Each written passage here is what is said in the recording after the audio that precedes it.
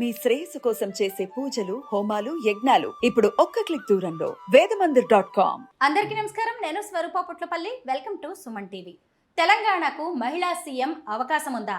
అదే జరిగితే తెలంగాణ సీఎం పీఠాన్ని అధిరోహించబోయేది ఎవరు? కల్వకుంట్ల కవిత కింగ్ అవుతారా, కింగ్ మేకర్ అవుతారా?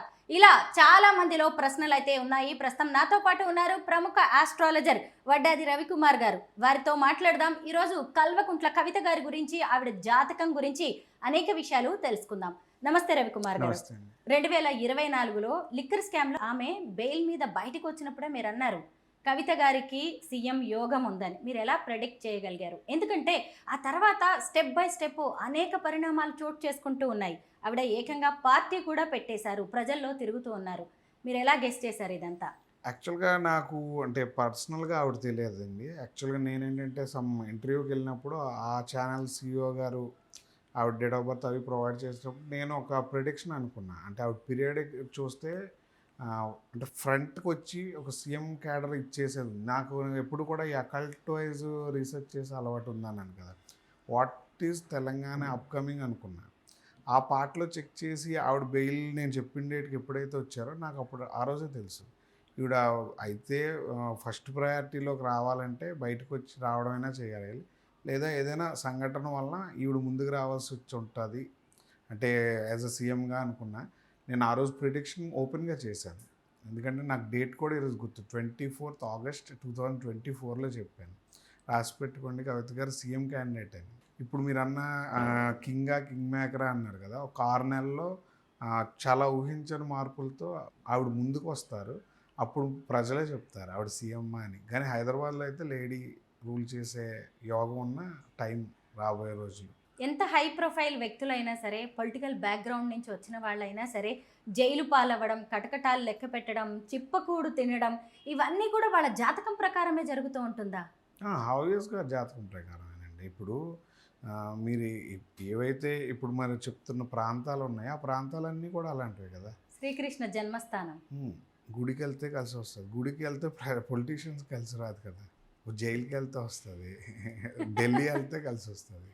అలాగా యోగం అనేది ట్రిగర్ అవ్వడానికి ఒక విషయం జరగడం అండి. ఆవిడ మీద కేసు ఉండదని కూడా చెప్పాను నేను, ఇంటర్వ్యూలోనే చెప్పాను. అక్టోబర్ నవంబర్లో చెప్పాను. నేను అన్న ఆవిడ మీద కేసు ఉన్నదని నెక్స్ట్ ఇయర్ జూన్ జూలై తర్వాత రియలైజ్ అవుతాడు. నేను జూన్ జూలై అవ్వలేదేమో కానీ ఇంకొక 6 నెలల తేడాలో అయ్యింది. మనం చూడవచ్చు, క్లీన్ చిట్ వచ్చింది కదా. అలాగా మనం ఎప్పుడు కూడా ఏదైనా ప్రిడిక్ట్ చేసేటప్పుడు వ్యక్తిగతంగా చూడకూడదు. వ్యక్తికి అక్కడ ఉన్న ప్రాంతానికి సంబంధం ఎలా ఏర్పడుతుంది అనేదే చూడాలి. ఇప్పుడు అలా చూడకపోతే ఆస్ట్రాలజీని కింగ్ని డిసైడ్ చేయలేం. మీరు ఆవిడ క్వీన్కి అవకాశం ఉందా లేదా, ఈ తెలంగాణ ట్రాన్సిట్లో ఉందా లేదా? ఉంటుంది, 100% ఉంటుంది. మీరు 100% అని బల్లగుద్ది మరీ చెప్తున్నారు. మరి అక్కడ చూసినప్పుడేమో మన సీఎం కేసీఆర్, మరి ఇంకొక వైపు చూసినప్పుడేమో మాజీ సీఎం కేసీఆర్ గారి కొడుకు కేటీఆర్ గారు ఉండనే ఉన్నారు. మరి ఈవిడ కూడా వారసురాలు. వాళ్ళిద్దరి మధ్య మొదలైందే వారసత్వ పోరు. నేను వారసుణ్ణి అంటే అని ఆయన అంటుంటే, వారసురాలిని నేను అని అలా కూడా నడుస్తుంది. మరి కేటీఆర్ గారి పరిస్థితి ఏంటి? ఇప్పుడు మీరు ఏదైతే అడిగారో అందులో ఒక ఆన్సర్ ఉందండి. ఏంటంటే కేసీఆర్ గారు ఈ 10 years రూల్ చేసిన విధానం అంతా కూడా పబ్లిక్కి ఏమీ యాంటీగా జరగలేదు, మంచిగా జరిగింది. లాస్ట్లో రియలైజ్ అవ్వలేని విషయాలు బోల్డ్ జరిగినాయి. అది అన్ని స్టేట్స్లో జరిగినాయి. సింపుల్గా ఒక మాట, ఇప్పుడు రాజయోగం ఎవరుంటే వాళ్ళకి ప్రజలు ఎత్తుకుంటారు. మీరు నేము ఫేమ్ మీద ఉన్నాం అనుకోండి. నేము ఫేమ్ అంటే లెజెసీగా ఇప్పుడు మీ మాట తీరు నాకు నచ్చింది, కానీ మీకు పవర్ ఇవ్వాలా లేదా అనేది ప్రజల జాతకంతో ముడిపడి ఉంది. ఇప్పుడు యాజ్ ఏ మీకు ఎలాగంటే ఒక జ్యోతిష్యం వైజ్, ఇప్పుడు కేసీఆర్ గారి ఇంట్లో ఇద్దరులో ఎవరు సీఎం అయినా సరే ఆస్ట్రాలజీ పాయింట్లో బ్లడ్ లైన్ ఎవరిది? కవిత గారు ఒకవైపు తండ్రిని విమర్శిస్తున్నారు, అన్నని తప్పుపడుతూ ఉన్నారు, పార్టీని కూడా తప్పుపడుతున్నారు, ఆరోపణలు చేస్తున్నారు. ఇలాంటివి చాలామంది ప్రజలకు నచ్చట్లేదు. అలాంటప్పుడు ఆమె మాటల్ని ఆమోదించి ఆమెని ఏకంగా సీఎంని చేస్తారా? సింపుల్గా మీకు ఒకటి చెప్తాను మేడం. మనం ఉండే ఒక కండిషన్ ఉంటుంది. ఇప్పుడు మీరు అన్నారు ఆవిడ పార్టీ పెట్టారని. ఇప్పుడు ఆవిడ ఏదైతే విమర్శిస్తున్నారో ఏంటి ఇస్తున్నారో ఆవిడ ఎమోషన్. ఇప్పుడు ఆవిడ ప్రజల ఎమోషన్ని ఆవిడ మొత్తం ఏదైతే ఇప్పుడు ఫేస్ చేస్తున్నారో అవన్నీ గమనించినట్టయితే ఆవిడ మళ్ళీ రెక్టిఫై చేసుకుంటున్నారు. మీరు ఆ పాయింట్ ఇంకా చేయలే. అలాగని ఆవిడ సినిమా స్టార్ కాదు కదా, వచ్చి రాగానే ప్రజల్ని ఇచ్చేయడానికి. ఆవిడ ఎజెండాసు, ఆవిడ నెక్స్ట్ చేయబోయే కార్యక్రమాలు, ప్రణాళికలు అవి ప్రజలు డిసైడ్ చేయాలి. ఈరోజు వచ్చారు కాబట్టి ఇమీడియట్గా ఒక ఫ్రేమ్తో వచ్చారు కాబట్టి ఎక్స్పెక్టేషన్ చేసి మనం తప్పు చేస్తున్నాం. ప్రజలు లేదా విమర్శకులు తప్పు చేస్తున్నారు. నేనేమంటానంటే యోగం అయిన వాళ్ళు వచ్చినప్పుడు, ఎవరైనా వచ్చినప్పుడు డిస్టర్బెన్స్ మామూలు. ఇప్పుడు జయలలిత గారిది ఉంది, ఆవిడని జుత్తు పట్టుకొని కొట్టారు. ఆవిడ ఆ ముడిప్పి ఆ రోజు చెప్పింది. ఇప్పుడు ఆవిడకి అంత పొటెన్షియల్ జాతకమా? ఆయన పక్కన ఉన్న వాళ్ళు లేకపోతే అక్కడ ఎవరైనా చెప్పారు పబ్లిక్గా ఈవిడ వస్తుంది సీఎం అవుద్దని? జ్యోతిష్యులు చెప్పలే.